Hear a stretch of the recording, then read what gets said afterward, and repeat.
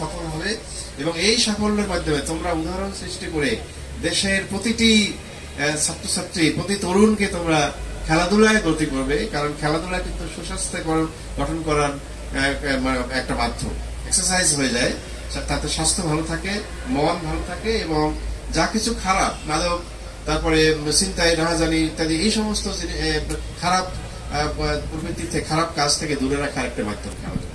তোমরা সেটা করবে এই কামনা করে আজকের আজকের এই টুর্নামেন্টের শুভ উদ্বোধন ঘোষণা করছি। আল্লাহ হাফেজ, সবাইকে শুভেচ্ছা, ধন্যবাদ জানাচ্ছি।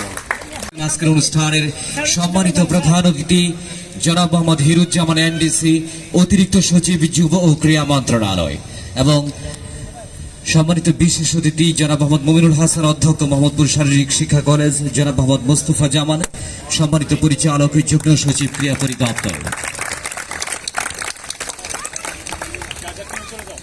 সম্মানিত সুধী।